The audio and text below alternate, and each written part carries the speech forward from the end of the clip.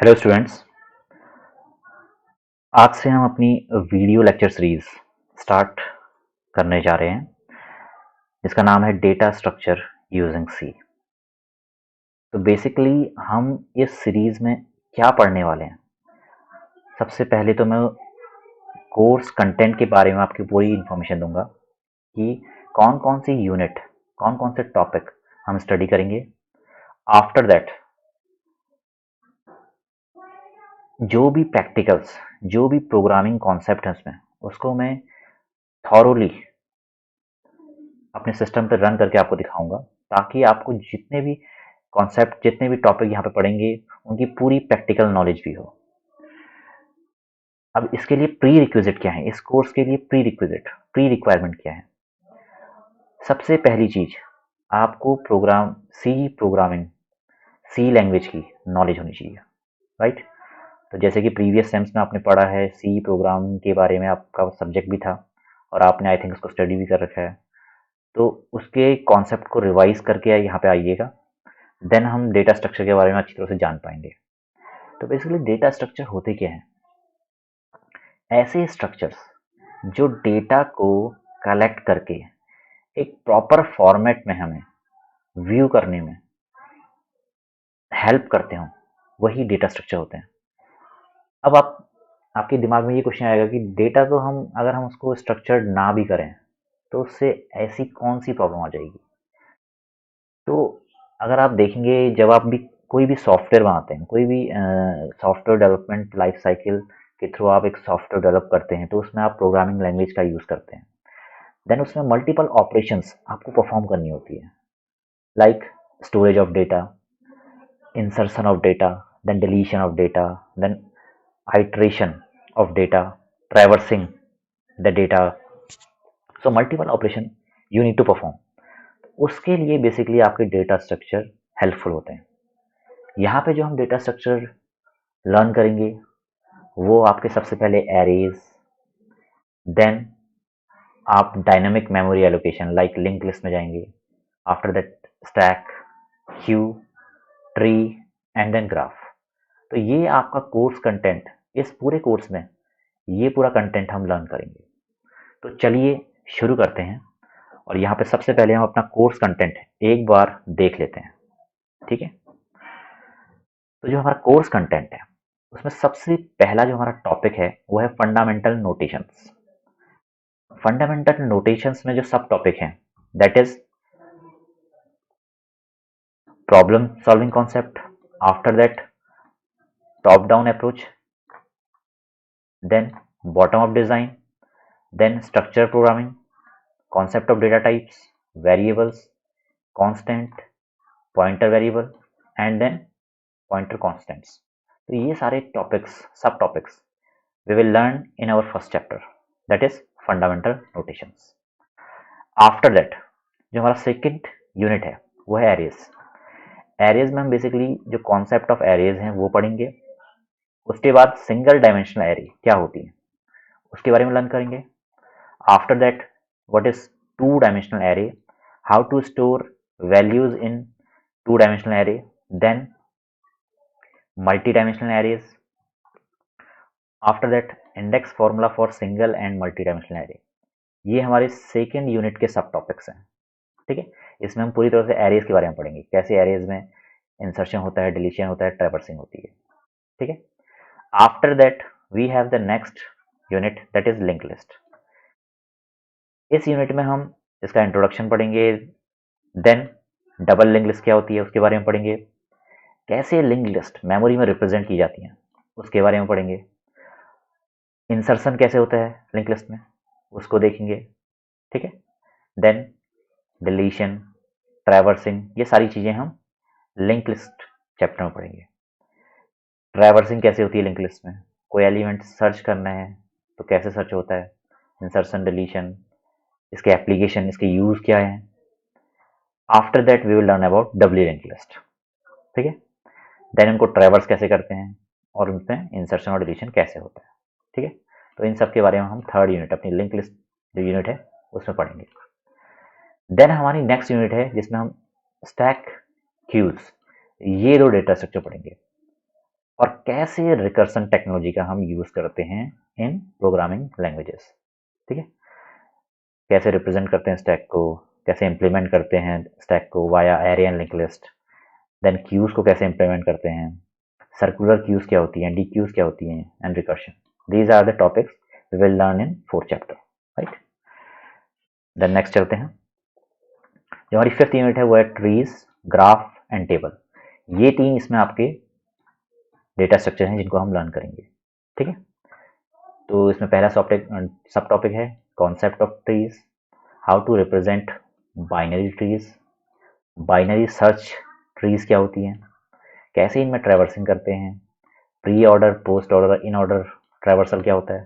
ठीक है, searching basically क्या होती है, सर्चिंग जो कॉन्सेप्ट है वो है क्या, इंसर्शन डिलीशन कैसे होता है बाइनरी ट्रीज में, एरियल ट्रीज क्या होती हैं, बी ट्रीज क्या होती हैं, ग्राफ क्या होते हैं, what are the different types of graph we will use in data structure, BFS breadth first search, then depth first search, hash tables, ये सारे टॉपिक हम 5th यूनिट में लर्न करेंगे। ठीक है, and at the and the 6th unit जिसमें हम shorting and searching, दो बहुत इंपॉर्टेंट, जो आपके इंटरव्यू के लिए बहुत बहुत ही ज़्यादा इंपॉर्टेंट हो जाती हैं, इन दो टेक्निक्स के बारे में हम पढ़ेंगे।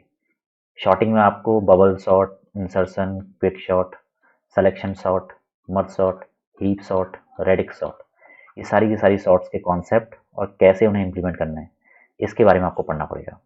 देन कॉम्प्लेक्सिटी एनालिसिस, दो टाइप की आपकी कॉम्प्लेक्सिटी होती हैं, एक होती है run time means time complexity, and second is space, मतलब जो आपकी एल्गोरिथम है वो कितने टाइम में रन होगी एंड वो कितना स्पेस लेगी। तो ये दो चीज़ें आपको यहाँ पे पढ़नी है। ठीक है, और हर एक सॉर्टिंग टेक्निक की क्या कॉम्प्लेक्सिटी होती है।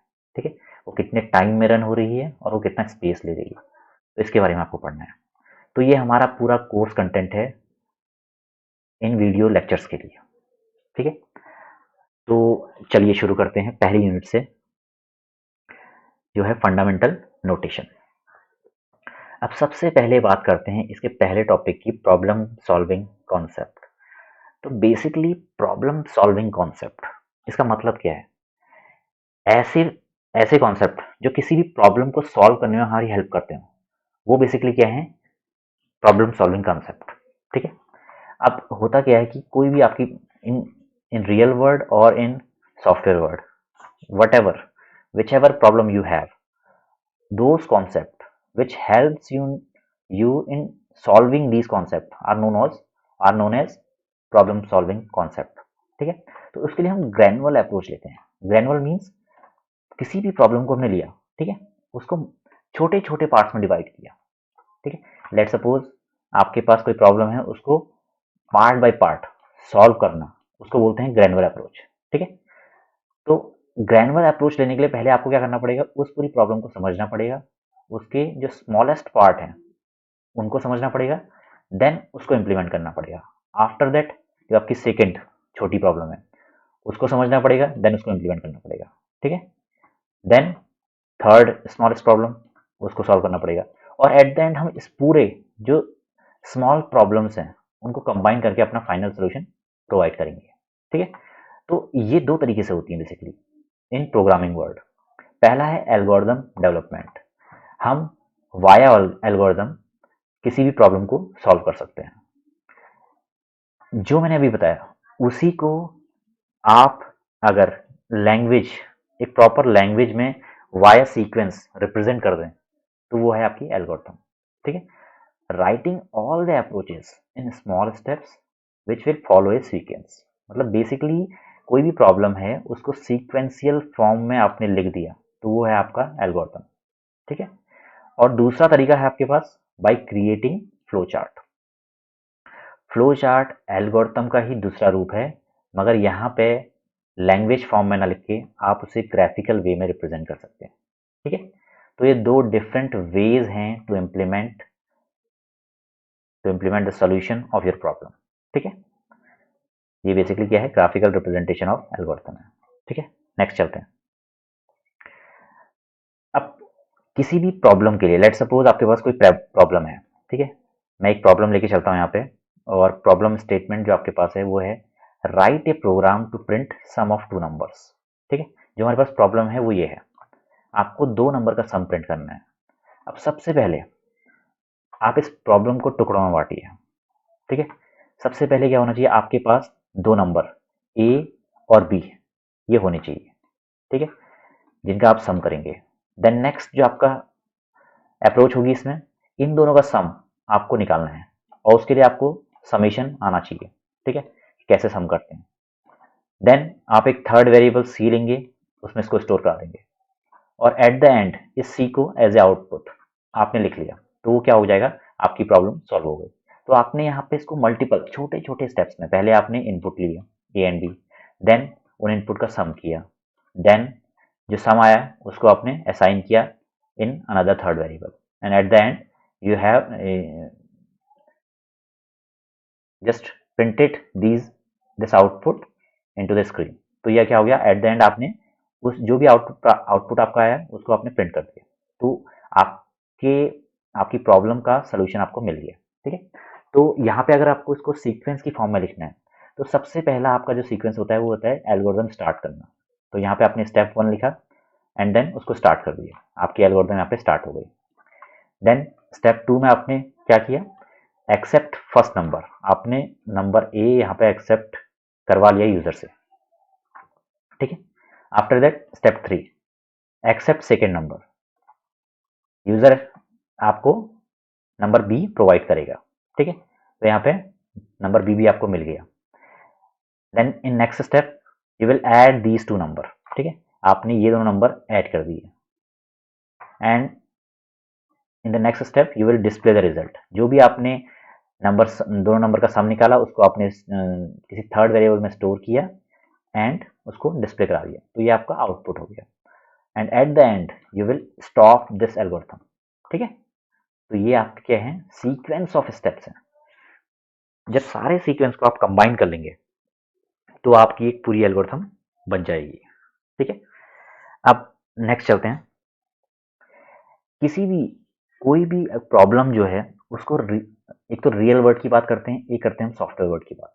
तो सॉफ्टवेयर वर्ड में जब भी आप एल्गोरिथम लिखते हैं तो उसके बाद उसके आगे के स्टेप्स में क्या होता है, मैं यहाँ इस स्लाइड में आपको वो दिखा रहा हूँ, ठीक है। आपने एल्गोरिथम लिखी, देन आप उसको किसी भी लैंग्वेज में कोड करते हैं। तो जैसे आपने सी प्रोग्राम इससे पहले पढ़े हैं, तो सी प्रोग्रामिंग में आपने क्या किया, उस जो भी एल्गोरिथम है उसको इम्प्लीमेंट कर दिया, ठीक है। तो इसको बोलते हैं कोडिंग। देन आपने डिबग किया कि इसमें कोई प्रॉब्लम्स तो नहीं आ रही है, तो to find errors in your program is known as debugging. And then you will test this program and validate this program. Means आप ए और बी में मल्टीपल वैल्यूज प्रोवाइड करोगे। ए में आपने लेट सपोज 1 दिया एंड बी में आप अपने लेट सपोज 2 दिया। फिर आप चेक करोगे कि जो आपका फाइनल आउटपुट है वो 3 आ रहा है या नहीं आ रहा है। अगर 3 आ रहा है then your problem solution is correct, ठीक है। जो भी आपने एल्गोरिथम क्रिएट की है, जो भी आपने सोल्यूशन प्रोवाइड किया है, दैट इज परफेक्टली करेक्ट। तो इसको बोलते हैं testing and validating. And at the and आप उस एल्गोरिथम को पब्लिश कर देंगे कि that algorithm is working perfectly, तो उसको डॉक्यूमेंटेशन बोलते हैं। और आप बीच बीच में ये भी चेक करते रहेंगे कि उसमें कोई आफ्टर 6 मंथ्स और आफ्टर 1 ईयर कोई प्रॉब्लम तो नहीं आ रही है, तो उसको बोलते हैं मेंटेनेंस। उसका मेंटेनेंस उस चेक करना कि उसमें कहीं से कोई एरर आना स्टार्ट तो नहीं हो गई है। अब लेट्स सपोज यूजर ने ए की वैल्यू 1 करोड़ प्रोवाइड कर दी और उसके लिए आउटपुट सही नहीं आ रहा है, तो ये एक नई प्रॉब्लम हो जाएगी। तो आपको इसकी मेंटेनेंस मतलब इसको रेगुलर टाइम इंटरवल पे चेक करना है कि whether that solution we have provided is correct और नॉट, ठीक है। तो ये बेसिक 6 स्टेप हैं जो आपके सॉफ्टवेयर डेवलपमेंट में यूज होते हैं। नेक्स्ट चलते हैं, ठीक है। तो उसी प्रॉब्लम के लिए सम ऑफ 2 नंबर के लिए मैंने एक प्रोग्राम लिखा है सी में, ठीक है, सी लैंग्वेज में। तो ये आपका बेसिक प्रोग्राम है। ये स्टेप्स आपको सब पता ही हैं। बेसिकली ये है आपका preprocessor, then include keyword जिसमें हमने हेडर लाइब्रेरी stdio.h को इंक्लूड किया है। देन उसके बाद मेन फंक्शन, ठीक है। Without main function we can't run any program because जो टर्बो सी कंपाइलर है वो सबसे पहले मेन फंक्शन को देखता है, ठीक है। देन उसके बाद हमने वेरिएबल इनपुट करवाए हैं यूजर से। यहाँ पे 3 वेरिएबल लिए हैं ABC, ठीक है। printf के थ्रू हमने स्क्रीन पे ये शो करवा दिया है कि प्लीज एंटर 2 नंबर्स। देन ए और बी में 2 वैल्यूज हमने यूजर से इनपुट करवाई हैं, ठीक है, और उसके बाद सी में उसका सम दे दिया। After that we have printed the value of C in the screen, ठीक है, इसको हमने स्क्रीन में प्रिंट करवा दिया and at the end get C H. तो ये आपका प्रोग्राम है to implement that algorithm we have written earlier, ठीक है। नेक्स्ट चलते हैं। अब बेसिकली किसी भी सी प्रोग्राम का फ्लो क्या होता है, आपने सबसे पहले डिजाइनिंग की, डिजाइनिंग इन द सेंस आपने एल्गोरिथम डिजाइन किया, after that you have coded that algorithm in any language. इससे पहले हम पहले वाली स्क्रीन पर हमने देखा कि उसको हमने सी प्रोग्रामिंग लैंग्वेज में कोड किया था, ठीक है। तो यहाँ पे डिजाइन, यहाँ पे हम एल्गोरिथम डिजाइन करेंगे और कोडिंग में हम किसी लैंग्वेज में उसको कोड करेंगे। उसके बाद जो भी उसका कंपाइलर होगा, जो भी अपने लैंग्वेज यूज की है, उसका कंपाइलर उसमें सिंटैक्स चेक करेगा, ठीक है। तो जब सिंटैक्स चेक होता है किसी भी प्रोग्राम का, उसे बोलते हैं कंपाइलेशन। यहाँ पे सिंटैक्स चेक होगा और वो उसे कंपाइल करके अपनी फॉर्म में कन्वर्ट कर देगा। देन उसके बाद लिंकेज एडिटर, यहाँ पे जितनी भी लाइब्रेरीज हमने यूज़ की हैं उनका लिंकेज होगा और वो लिंक होने के बाद आपको फाइनली मशीन कोड मिल जाएगा, ठीक है। और जब हम उसको रन करेंगे तो वो रन होगा और उसके बाद उसको हम टेस्ट कर सकते हैं, ठीक है। तो ये बेसिक प्रोसेस है वाइल रनिंग और एग्जीक्यूटिंग ए प्रोग्राम, ठीक है। Designing and code, then compilation of code, then linking and at the end executing the program, right. Next चलते हैं। यहाँ पे हमने एल्गोरिथम देख लिया। अब नेक्स्ट जो हमारा कॉन्सेप्ट है to solve a problem is known as flowchart. Flow chart basically है क्या? ये बेसिकली क्या है, graphical representation of an algorithm. जो एल्गोरिथम हमने लिखी थी, जो स्टेप वाइज सीक्वेंस हमने लिखे थे, उसी को पिक्चर की फॉर्म में लिख देना, उसको बोलते हैं फ्लो चार्ट, ठीक है। ग्राफिकल रिप्रेजेंटेशन कर देना मतलब पिक्चर की फॉर्म में प्रोवाइड कर देना किसी एल्गोरिथम को, नोन एज फ्लो चार्ट। यहाँ पर हम सिंबल्स का यूज करते हैं जो आपस में कनेक्टेड होते हैं, और ये कनेक्शन जो हम कनेक्शन प्रोवाइड करते हैं वो शो करता है कैसे इंफॉर्मेशन फ्लो हो रही है एंड प्रोसेस हो रही है आपके प्रोग्राम में, ठीक है। एंड एट द एंड इस पूरी प्रोसेस को the drawing process of drawing a flow chart is known as flow chart, ठीक है।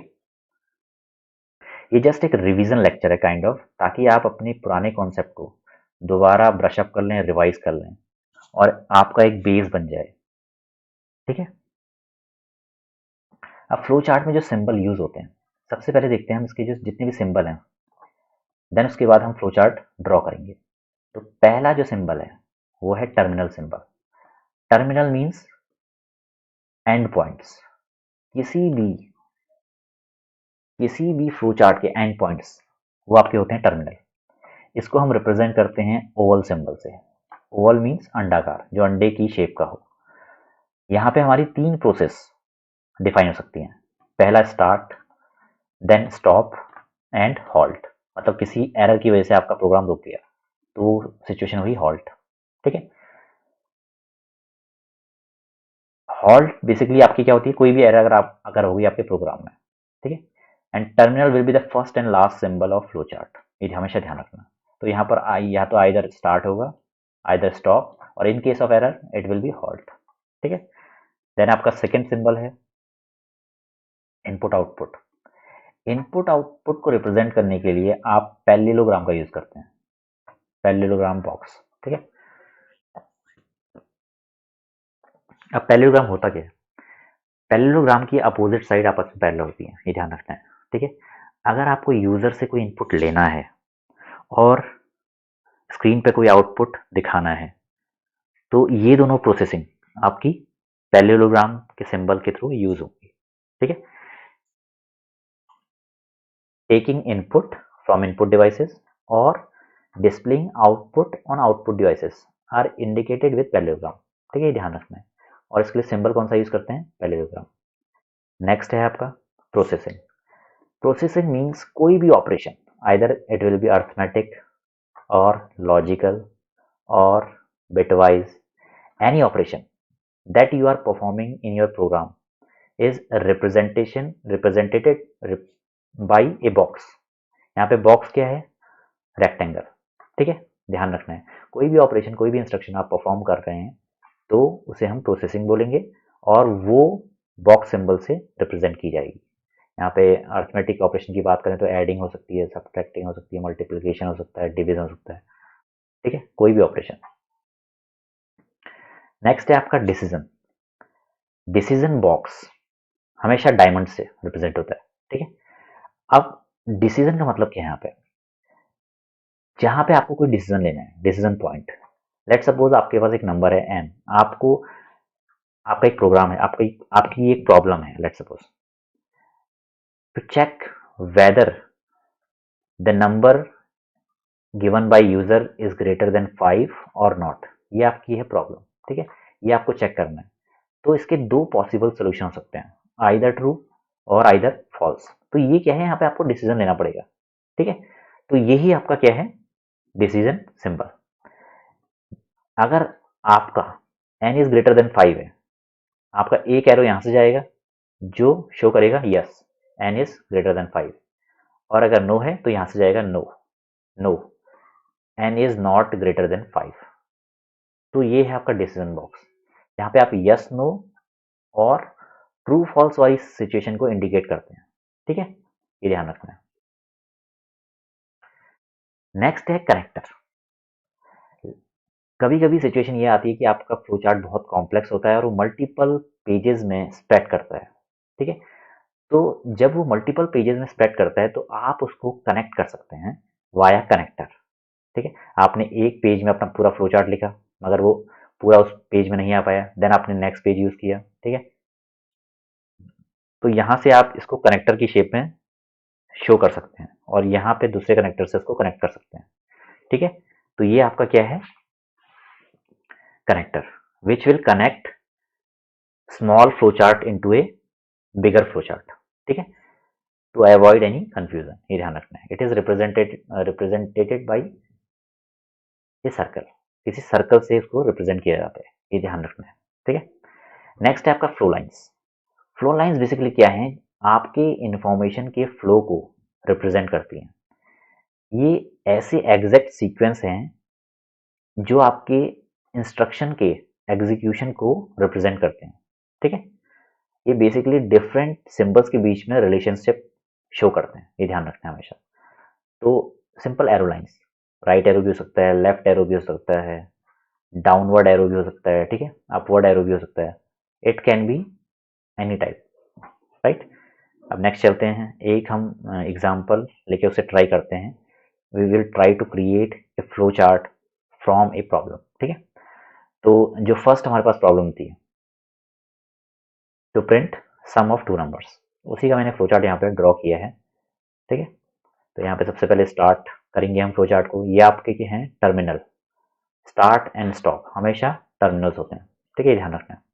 After that we will provide input. Input किस में देना है आपको, पैरेललोग्राम में, ये हमेशा ध्यान रखना है। जहाँ पे भी इनपुट होगा वो पैरेललोग्राम में। देन उसके बाद हम सेकेंड नंबर वेरिएबल बी, उसको भी हम क्या करेंगे, पैरेललोग्राम में। आफ्टर दैट प्रोसेसिंग, जहाँ पे हमें उसका सम निकालना है उसके लिए हम क्या करेंगे, रेक्टेंगल बॉक्स, रेक्टेंगल सिंबल। तो ये हो गया आपका ऑपरेशन या इंस्ट्रक्शन, ठीक है। And at the and output, output same होगा एज इनपुट जो कि पैरेललोग्राम के अंदर पैक होगा, ठीक है। तो यहाँ पे हमने डिस्प्ले कर दिया अपना आउटपुट, दैट इज सी। और फिर से हमारा टर्मिनल, तो start and end will be the terminal point and the input A B will be in parallelogram. After that processing और ऑपरेशन वो आपके रेक्टेंगल बॉक्स में। And after that we will display the output in a parallelogram. ये जो आपकी हैं, ये हैं, इनको बोलते हैं कनेक्टर। जैसे इससे पहले हमने देखा था, कनेक्टर बेसिकली आपके फ्लो को रिप्रेजेंट करते हैं कि कहाँ से कहाँ आपका फ्लो जा रहा है इस फ्लो चार्ट में। तो सबसे पहले जो स्टार्ट पॉइंट हमारा पहले इनपुट बॉक्स में गया, देन सेकेंड इनपुट बॉक्स में, after that processing, then output and at the end terminal, ठीक है। तो ये आपका एक पूरा फ्लो चार्ट है। अब आप इसकी हेल्प से छोटी छोटी प्रॉब्लम्स लेके चलिए और उनके लिए फ्लो चार्ट ट्राई कीजिए। नेक्स्ट स्लाइड में चलते हैं। अब बेसिकली जो मैंने एल्गोरिथम बताई थी उसको एक बार दोबारा से हम यहाँ पे जॉट डाउन कर लेते हैं ताकि थ्योरेटिकल वे में हम इसको बता सकें। तो बेसिकली ये वेल डिफाइंड स्टेप्स या ऑपरेशंस हैं जो किसी प्रॉब्लम को सॉल्व करने में हमारी हेल्प करते हैं। ठीक है, इसको हम दूसरे तरीके से ये भी बोल सकते हैं, these are step by step problem solving procedure. ठीक है, and we will also say it will take some input, carry out a number of operations, ठीक है, in a finite amount of time and produce some output. ठीक है, कुछ input लिए, उनको process किया फाइनाइट अमाउंट ऑफ टाइम में and कुछ आउटपुट प्रोड्यूस किया। तो ये हमारी क्या है, एल्गोरिथम। देन नेक्स्ट है, अब इसके लिए रूल्स, एल्गोरिथम लिखने के रूल्स क्या हैं। जो जितने भी इंस्ट्रक्शन हम एल्गोरिथम में लिखेंगे वो सारे के सारे प्रिसाइज होने चाहिए। ठीक है, अनएम्बिगुअस होने चाहिए। अनएम्बिगुअस मीन्स कोई कंफ्यूजन नहीं होना चाहिए उसमें। अगर हमने लिखा प्लीज टेक इनपुट ए, तो इसका मतलब है आपको एक इनपुट लेना है ए। ठीक है, दैट्स इट। इसके अलावा आपको ये पूरा इंस्ट्रक्शन शो कर रहा है कि ये अनएम्बिगुअस है, इसमें और कुछ नहीं करना है। अब आपने लिख दिया take input A and insert the addition of numbers into C. अब यहाँ पे क्या है, आपके पास नंबर एक, सिर्फ एक है एज इनपुट ए, एंड आप एडिशन इंसर्ट करवा रहे हैं किसी नंबर सी में, मगर आपको पता नहीं है कि ए का एडिशन होगा किससे, तो ये अनएम्बिगस हो जाएगा। तो आपको प्रिसाइज वे में लिखने हैं सारे के सारे इंस्ट्रक्शन, जैसे हमने अपने एल्गोरिथम में लिखे थे, take input A then take input B. ठीक है, take input A then take input B then add these two number and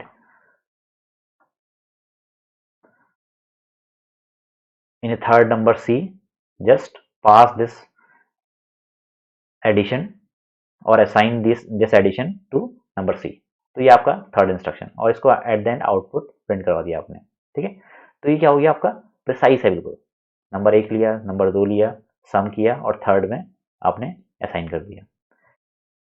दूसरी चीज इसमें दूसरा रूल है, it should be executed in a finite time. बिल्कुल फाइनाइट टाइम में आपका जो एल्गोरिथम है उसका हर एक स्टेप एग्जीक्यूट होना चाहिए। अगर वो बहुत ज़्यादा टाइम ले रहा है या इनफाइनाइट टाइम ले रहा है, दैट इज रॉन्ग। ठीक है, अच्छी प्रैक्टिस नहीं है। देन थर्ड है आपका, it should not be repeated infinitely. आपने एक इंस्ट्रक्शन ए लिखा है और आप इसको 10 बार स्टेप 1 में भी लिख रहे हैं, स्टेप 2 भी लिख रहे हैं, स्टेप 3 में भी लिख रहे हैं, तो that is not a good practice. आपका जो स्टेप होना चाहिए वो यूनिक होना चाहिए और प्रिसाइज होना चाहिए, और वो इनफाइनाइट टाइम रिपीट नहीं होना चाहिए, ये ध्यान रखना है। ठीक है, and at the and after executing the instruction the desired result should be obtained. ठीक है, ऐसा नहीं है कि आपने ए और बी दो नंबर लिए और आपका जो प्रॉब्लम है वो है to find out sum of two number. ठीक है, और आपने यहाँ पे इनटू कर दिया और जो आपका आउटपुट आया वो कुछ और ही आ रहा है। दैट्स वो आपने नंबर 1 लिया था, नंबर 2 लिया था और एक्सपेक्टेड आउटपुट था 3, और यहाँ पे जो आउटपुट आ रहा है 2, सो दैट इज रॉन्ग। ठीक है, दोनों इक्वल नहीं है। तो जो भी आपका इंस्ट्रक्शंस हैं उनके एग्जीक्यूशन के बाद आपका डिजायर्ड आउटपुट आना चाहिए, नहीं तो जो आपकी एल्गोरिथम है वो रॉन्ग है। ठीक है, तो ये रूल्स हैं फॉर राइटिंग एल्गोरिथम। सबसे पहले each instruction should be precise and unambiguous. Then सारे के सारे इंस्ट्रक्शन फाइनाइट टाइम में एग्जीक्यूट होने चाहिए। After that instruction should not be repeated infinitely, and at the last desired output should be obtained. ठीक है, नेक्स्ट चलते हैं। अब मैं कुछ यहाँ पे एग्जांपल्स लेके चल रहा हूँ। ठीक है, पहला एग्जांपल आपने देख ही लिया है, सेम एग्जांपल है, सम ऑफ टू नंबर। स्टार्ट किया, नंबर्स लिए, सम किया, आउटपुट प्रोवाइड किया, स्टॉप कर दिया। ठीक है, प्रॉब्लम 2 पे चलते हैं। कैलकुलेटर का प्रॉब्लम है। Calculator means basic arithmetic operation. Addition हो सकता है, यहाँ पे सब्ट्रैक्शन हो सकता है, मल्टीप्लिकेशन हो सकता है एंड डिवीजन हो सकता है। ठीक है, रिमाइंडर भी हो सकता है। ठीक है, तो ये सारी मैंने 5 ऑपरेशन यहाँ पे लिए हैं, 5 अर्थमेटिक ऑपरेशन। तो उसके लिए कोई भी ऑपरेशन परफॉर्म करने के लिए पहले हमें 2 नंबर चाहिए। ठीक है, तो हमने दो नंबर लिए ए एंड बी।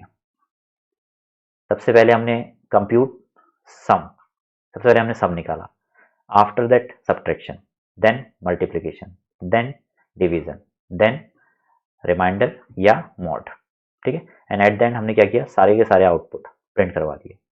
और नाइन्थ स्टेप एक और यहाँ पे होना चाहिए, जो कि आपका टर्मिनल स्टेप, जिसको हम क्या बोलेंगे, स्टॉप, ठीक है। नेक्स्ट प्रॉब्लम पे चलते हैं। यहाँ पे क्या है, सिंपल इंटरेस्ट निकालना है हमें।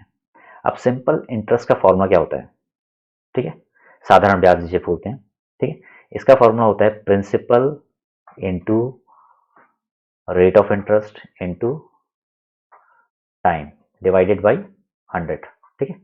तो ये आपका बेसिक फॉर्मूला है सिंपल इंटरेस्ट निकालने का।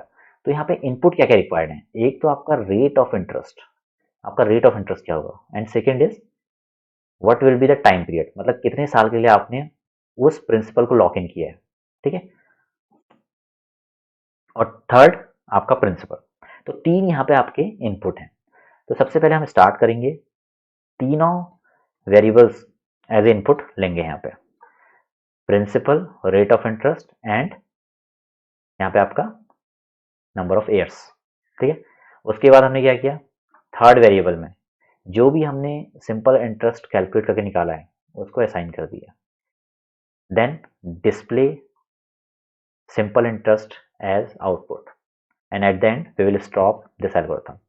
So this is the third problem, ठीक है, जिसको हमने सॉल्व किया है। यहाँ पे बहुत सिंपल सी प्रॉब्लम्स है, बस आपको एल्गोरिथम कैसे डिजाइन करनी है उसके बारे में आपको आइडिया यहाँ पे मिल रहा है, ठीक है। नेक्स्ट चलते हैं। एग्जाम्पल 4 है आपका वॉल्यूम ऑफ ए स्फेयर। यहाँ पे सर्किल हो चुका है, सॉरी मिस्टेक है ये, तो यहाँ पे इसको स्फेयर कर लीजिएगा, क्योंकि वॉल्यूम कभी भी सर्कल का नहीं होगा, ये ध्यान रखना है, ठीक है। क्योंकि सर्कल क्या है, 2D है, और स्फेयर क्या है, 3D। तो हमें कोई 3D ऑब्जेक्ट लेना पड़ेगा यहाँ पे। अब स्फेयर का जो वॉल्यूम होता है वो क्या होता है, 4/3 पाई आर क्यूब, ये ध्यान रखना है, ठीक है। बेसिकली यहाँ पे जितने भी अर्थमेटिक ऑपरेशंस हैं, जितने भी हमने अपने 10th-12th में मैथ्स पढ़ी है, वो भी यहाँ पे इम्प्लीमेंट करनी है, ठीक है।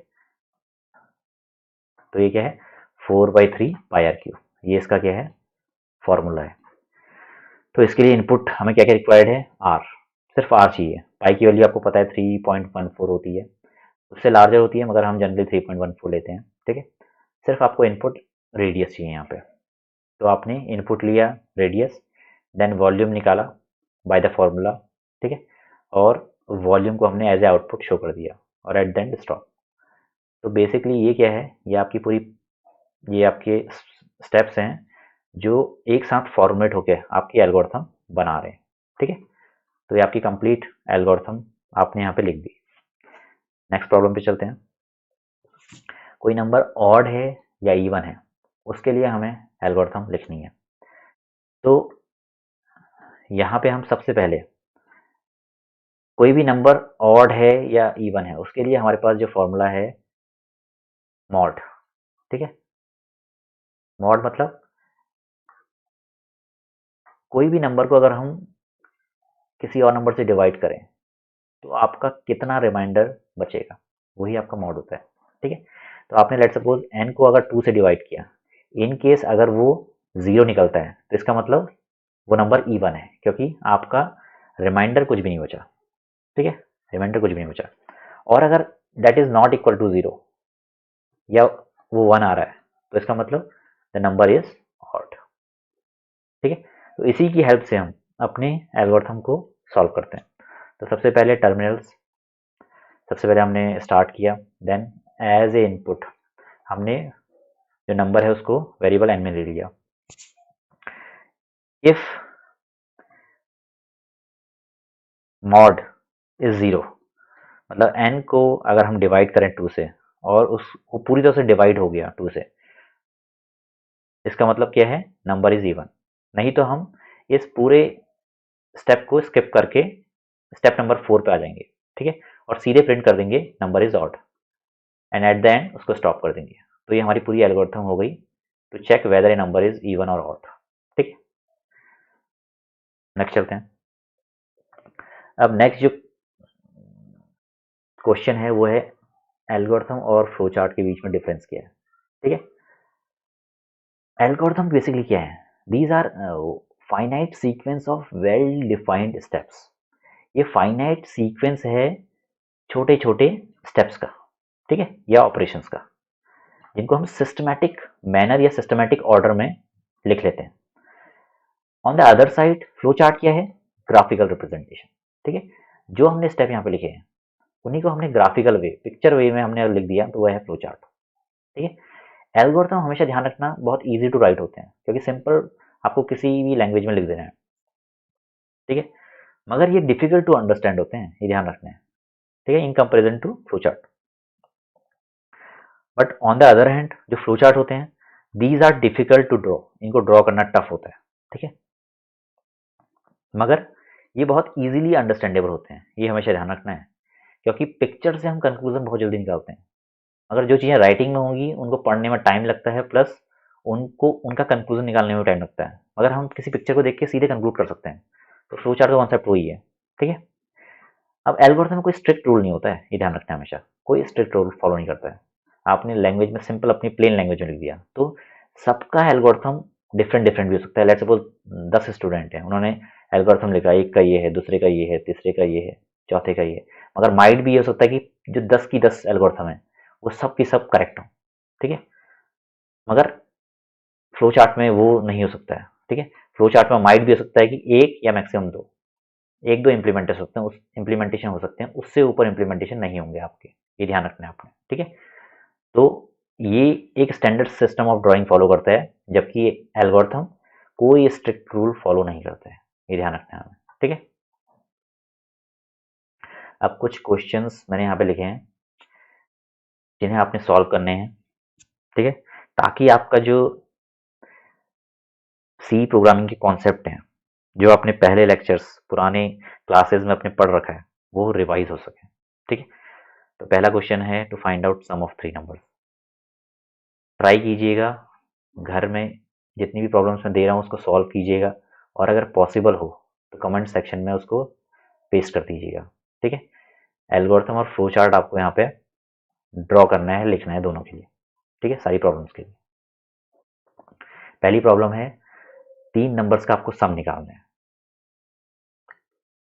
नेक्स्ट प्रॉब्लम है to find out largest among 3 numbers. 3 number A B and C आपके पास हैं, आपको उन 3 नंबर्स में से सबसे लार्जेस्ट वाला नंबर फाइंड आउट करना है। देन नेक्स्ट क्वेश्चन है to find out whether a number is divisible by 5 और नॉट। नंबर n, ठीक है, इज डिविजिबल बाय 5 और नॉट। ठीक है, मतलब 5 से डिवाइड करने के बाद उसका मॉड 0 आ रहा है या नहीं आ रहा है, ये ध्यान रखना है। ठीक है, अपना नेम प्रिंट करवाना है। And the fifth question is to find out smallest among 3 numbers. 3 numbers में से सबसे छोटा नंबर फाइंड आउट करना है। ठीक है, तो ये 5 क्वेश्चन हैं, ट्राई कीजिए, इनके एल्गोरिथम और फ्लो चार्ट लिखिए, बार बार ट्राई कीजिए और कमेंट सेक्शन में उसको पेस्ट कीजिए। ठीक है, अब हम अपने नेक्स्ट सब टॉपिक पे चलते हैं, that is top down model and bottom up model. ठीक है,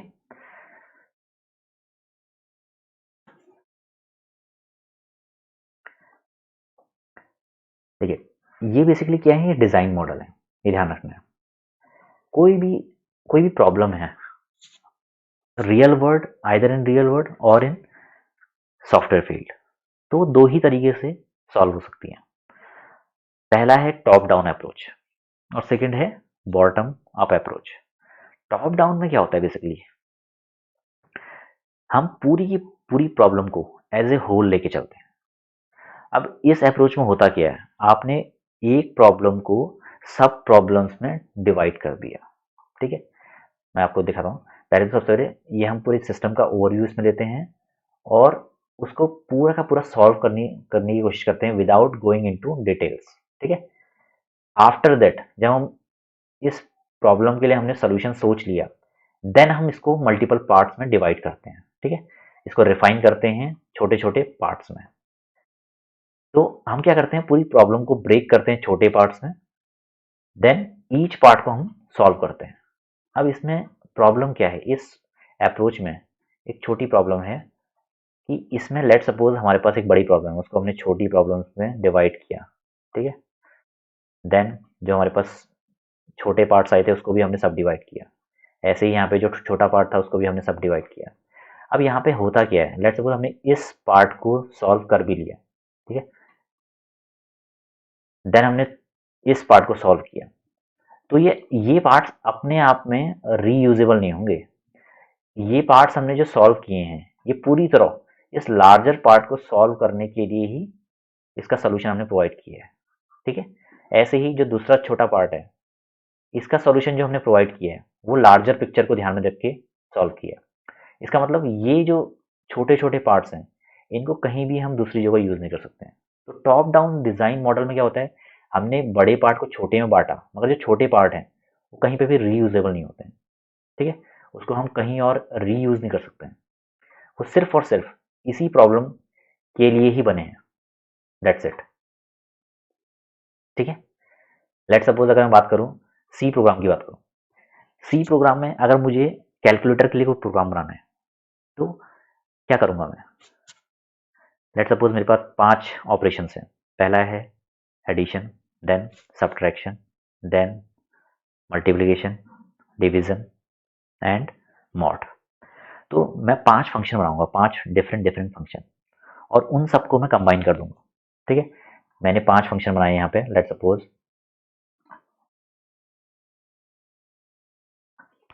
पहला है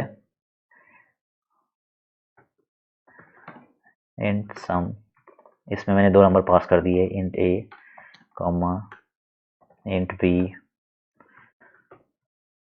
ठीक है। उसके बाद मैंने क्या किया, इसका जो भी सम था उसको मैंने रिटर्न कर दिया, इन सिंपल, ठीक। तो ये आपकी पहली प्रॉब्लम सॉल्व हो गई। ऐसे ही सब्ट्रैक्शन में मैं ए माइनस बी रिटर्न कर दूंगा और इसका जो फंक्शन का नाम है वो चेंज कर दूंगा, ठीक है। यहाँ पे मैंने किया सम, यहाँ पे मैंने सब्ट्रैक्शन कर दिया, ठीक है। और यहाँ पे ए माइनस बी रिटर्न कर दिया, ठीक है। इसके बाद मल्टीप्लिकेशन, यहाँ पे मैंने ए इंटू बी मैंने रिटर्न कर दिया, और यहाँ पे मॉड या डिवीजन।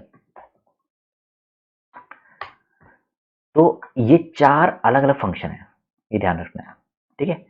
अब ये 4 छोटे छोटे पार्ट हैं जिनको हमने सॉल्व किया। अब जब इन चारों सॉल्यूशन को हम अपने प्रोग्राम में कंबाइन करके इसको देखेंगे तो ये हमारे पूरे कैलकुलेटर वाली जो प्रॉब्लम थी उसको सॉल्व करने में हमारी हेल्प कर रहा है। और एट द एंड हम इन चारों छोटी छोटी प्रॉब्लम्स को कहीं और यूज नहीं कर सकते हैं।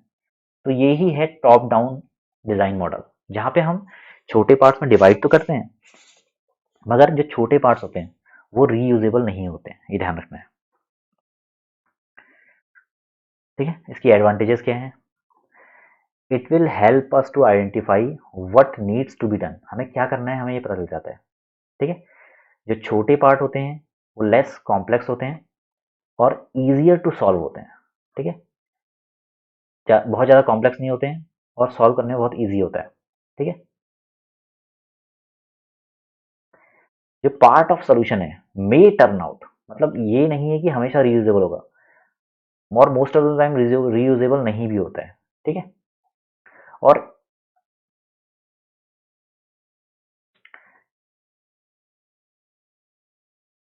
मल्टीपल पार्ट्स को सॉल्व करने के लिए हमें मल्टीपल पर्सन्स की जरूरत पड़ सकती है, ठीक है। क्योंकि डिफरेंट डिफरेंट प्रॉब्लम्स में हमने बांट दिया है, तो डिफरेंट प्रॉब्लम्स को सॉल्व करने के लिए हमें डिफरेंट पर्सन्स की रिक्वायरमेंट हो सकती है।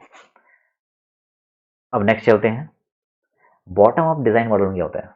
इसमें हम जितनी भी प्रॉब्लम है उसको छोटे चंक्स इंडिविजुअल पार्ट्स में डिवाइड करते हैं एंड देन इंडिविजुअल पार्ट्स को लिंक करके अपने लार्जर कंपोनेंट्स को बनाते हैं। तो यहाँ पे पहले ही हम छोटे पार्ट्स में डिवाइड कर देते हैं, 1 2 3 4, हमने सब मॉड्यूल्स बांट दिए, फिर उन सबको आपस में कंबाइन किया हमने, ठीक है।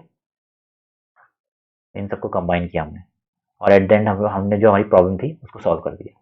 तो यहाँ पे जितनी भी हमारी छोटे सेक्शन होंगे, छोटी प्रॉब्लम होंगी, वो क्या होंगी, रीयूजेबल भी होंगी और अपने आप में डिफरेंट कंपोनेंट के रूप में भी हम इसको यूज कर सकते हैं, ठीक है। जैसे कि जितनी भी ऑब्जेक्ट ओरिएंटेड लैंग्वेजेस हैं जो क्लास एंड ऑब्जेक्ट्स कॉन्सेप्ट्स का यूज़ करती हैं, जैसे सी प्लस प्लस है, जावा है, ये बेसिकली क्या करती हैं, बॉटम अप डिज़ाइन मॉडल को फॉलो करती हैं। ठीक है, ये ध्यान रखना है।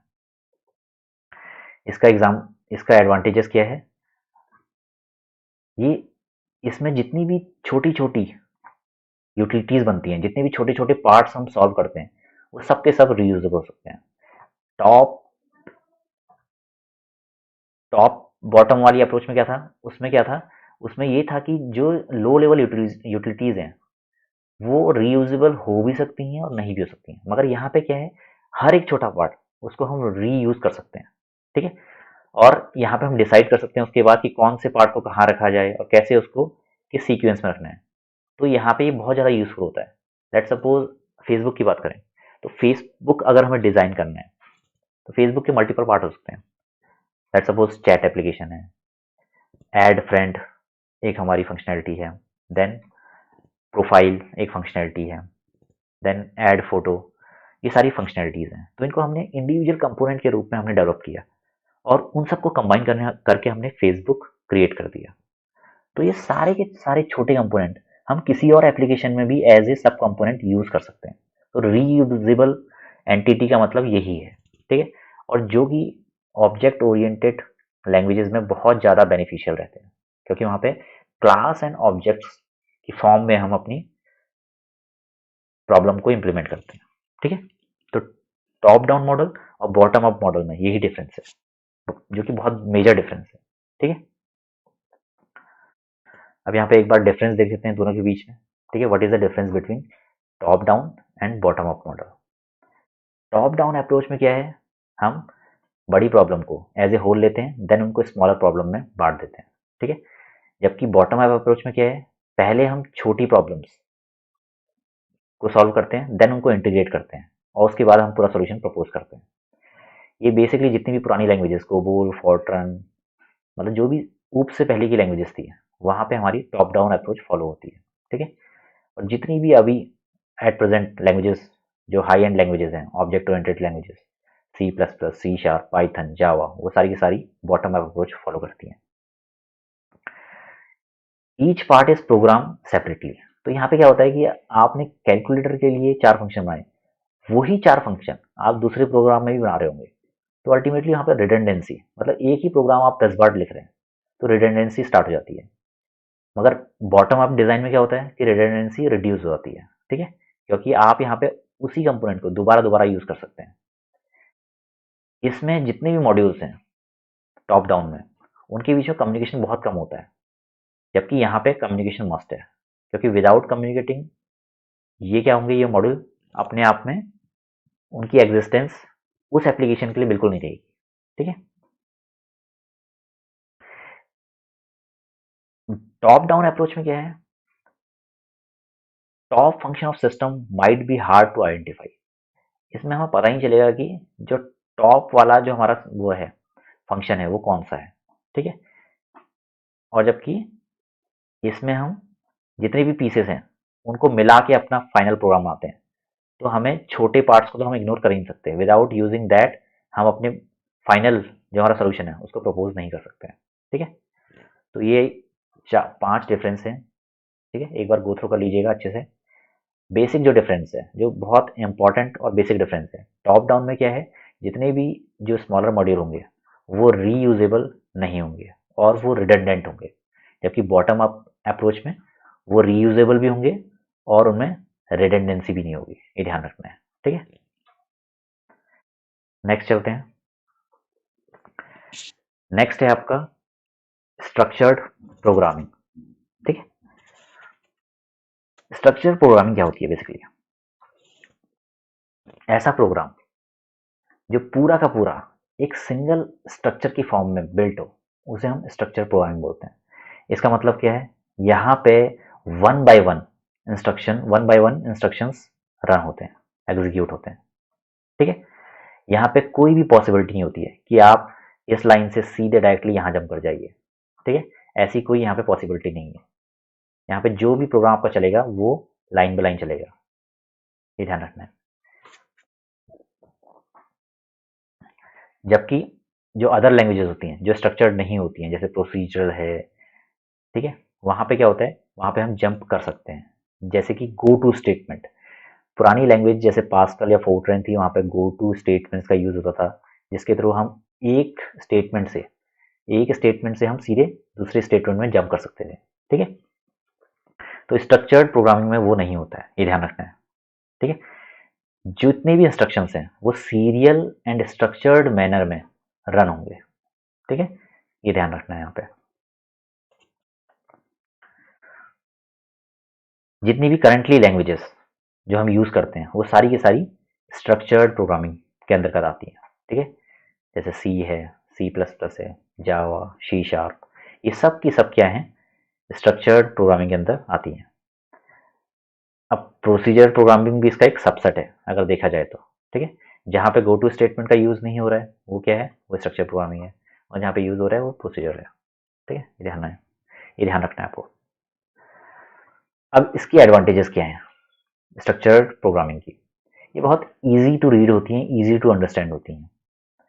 मतलब आपने अगर सी का प्रोग्राम बनाया होगा, तो आपको ऊपर से नीचे अगर आप प्रोग्राम को देखें, तो आपको समझ में आ जाएगा कि प्रोग्राम कर क्या रहा है, ठीक है? ऐसे ही जावा या सी प्लस प्लस के आप प्रोग्राम देखेंगे, तो ईजिली आप आइडेंटिफाई कर सकते हैं कि यहाँ पे आपने हेडर क्लासेस इंक्लूड की हैं, देन फंक्शन बनाया है, उस फंक्शन का आपने स्टार्ट किया है, देन आपने वेरिएबल डिक्लेयर किए हैं, उसके बाद आपने अपने प्रिंट एफ स्टेटमेंट रन करवाए हैं, ठीक है? तो आपको एक नज़र में आपको अपने पूरे प्रोग्राम के बारे में पता चल जाएगा कि what this program is doing, ठीक है?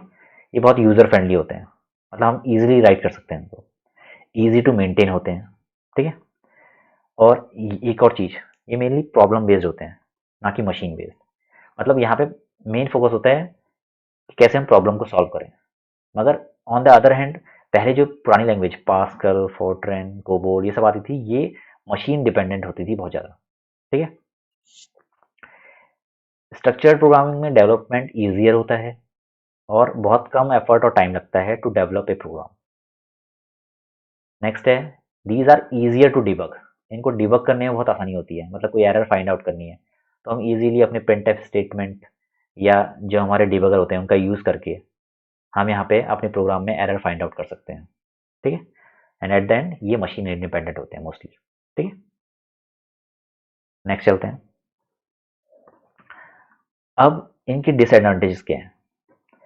जैसे मैंने बताया, जो लास्ट आपकी एडवांटेजेस थी, मशीन इंडिपेंडेंट, तो कभी कभी यही इसकी डिसएडवांटेजेस भी प्रूव होती है। क्यों? क्योंकि अगर ये मशीन इंडिपेंडेंट है, तो ये हमेशा क्या करेगी, अपने कोड को कंपाइल और रन करने में टाइम लेगी। अगर डिफरेंट मशीन पे जाती है, तो it will take time to convert into machine code, ठीक है? तो ये थोड़ा सा टाइम टेकिंग होगी, क्योंकि ये मशीन से इंडिपेंडेंट है। ये हर मशीन पे जाके दोबारा से कंपाइल, दोबारा से रन होगी, ठीक है? यहाँ पे कुछ चेंजेबल फैक्टर भी हो सकते हैं, जैसे डेटा टाइप हो सकते हैं कुछ, ठीक है? जैसे 32 बिट, 64 बिट की बात करें, तो 32 बिट में जो आपका जो इस मेमोरी लेता है, स्पेस लेता है, इंटीजर वेरिएबल वो कुछ और लेता है, 2 bits, sorry 2 bytes, and in 64 bit it will take 4 bytes. तो ये डिपेंड करेगा on changeable factor like data types, ठीक है? तो ये हमेशा अपडेट होता है उसके बाद। जब भी अगर आप एक मशीन से दूसरी मशीन पे जाएंगे तो ये अपडेट होगा, ठीक है? तो ये अल्टीमेटली इसी डिसएडवांटेज को फॉलो करेगा, ये टाइम लेगा, ठीक है? इसका जो डेवलपमेंट प्रोसीजर होता है, अप्रोच होती है, will take longer time because it is language dependent, ये लैंग्वेज पे डिपेंड करती है, तो ये थोड़ा सा ज़्यादा टाइम लेगी, ठीक है? जबकि असेंबली लैंग्वेज में क्या होता है, ये बेसिकली फिक्स होती है हर मशीन के लिए, तो ये जनरली टाइम नहीं लेती है। तो मेन यहाँ पे कंस्टेंट जो हमारे पास है वो है टाइम का, ये थोड़ा सा लॉन्गर टाइम लेती है in comparison of assembly language, ठीक है? तो आज हम अपने लेक्चर को यहीं पे रोकते हैं। तो आज हमने 3 टॉपिक पढ़े। पहला था प्रॉब्लम सॉल्विंग कॉन्सेप्ट, जिसमें हमने एल्गोरिथम एंड फ्लो चार्ट के बारे में पढ़ा। देन हमने बॉटम अप एंड, देख लेते हैं एक बार, top down and bottom up, 2 models के बारे में पढ़ा, ठीक है? उनके बीच में difference, what are the difference between top down and bottom. And at the end हमने स्ट्रक्चर्ड प्रोग्रामिंग क्या होती है उसके बारे में थोड़ा सा हमने गो थ्रू किया।